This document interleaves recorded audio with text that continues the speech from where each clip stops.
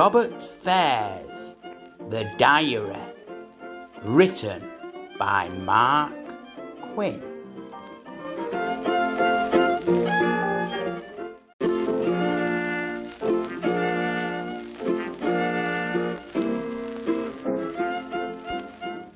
This episode of The Diary is called Take Care.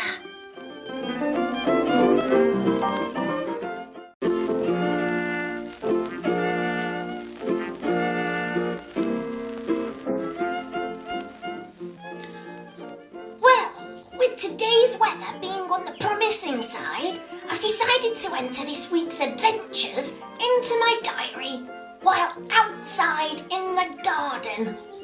I'll keep my eye on that pigeon as I don't want it shitting on my pages. Go on, bugger off, you flying rat. That's what Grandpa calls them, flying rats.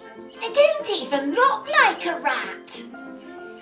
Fatty Jones brought one into school last year on Bring Your Pet to School Day. I was going to bring in Grandma's cat, but it kept clinging to everything, and I was going to be late, so I left. Anyway, Fatty brought in a rat. I don't tell lies, he found it in the street.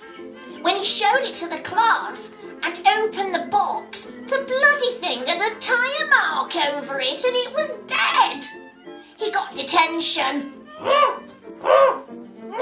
Take care, Robert, my grandpa said when I was off camping with the school. We were going to the local forest for a night. Mr. Jones, the science teacher, was taking us, and Mr. Lee, the head of sports, was his number 2. They were like giddy children. They kept rustling our hair up, saying things like, "This will be the best thing you've ever done." They stopped doing it after they rustled Smithy's hair because his mum put lard in it to keep it in place. He said his mum was sick of seeing him with bedhead. I wish that dog would piss off. Anyway, take care, my grandma said, and keep away from funny men. Well, that would be difficult because I was going with 2 of them already. Mr. Lee would come in the showers after sport to make sure we cleaned proper. He whipped Fatty's arse once with a rolled-up towel. That wasn't funny. Well, not for Fatty anyway. So before we set off on the coach, all the parents were there, waving away. You'd think we were going to war. Then Keith Winterbottom's mother shouted out, "Keithy, love, don't forget to take your diarrhea tablets." Aren't parents embarrassing? We were in a 4-man tent. Well, I will write this in blue ink. Not 4 men, 3 boys under tarp tent.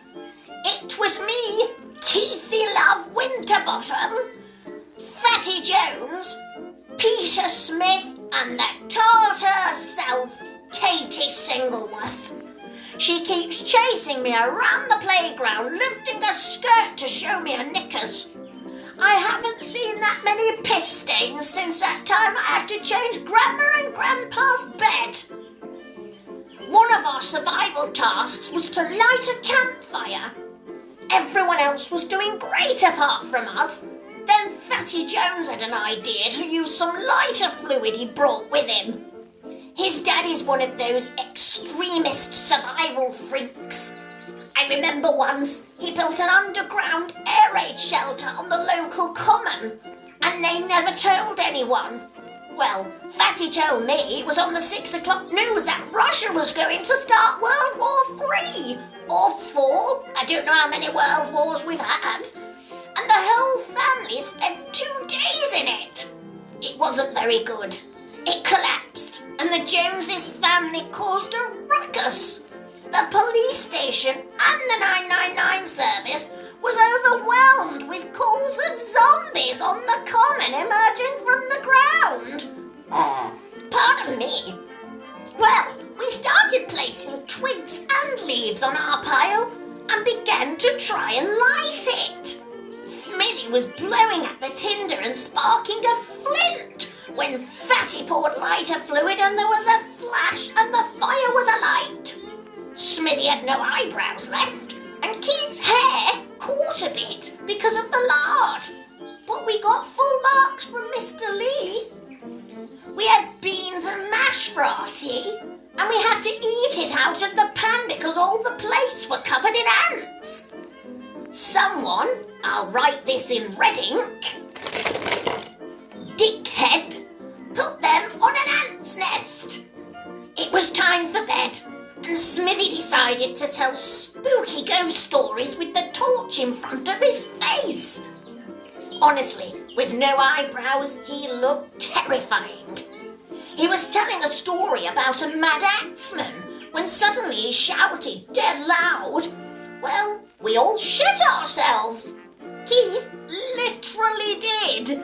And when Katie went to the toilet, he swapped sleeping bags with hers. And the next morning, she wasn't a happy girl. We had packed up our tents and were ready for home. I must say, it was fun, and we did take care of ourselves well.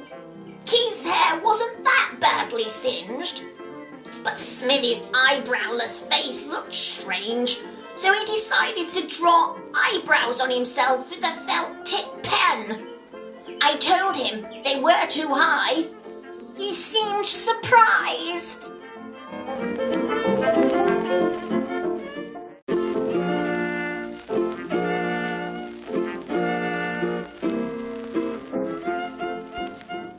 That was a Mark Quinn production, read by Jennifer Quinn.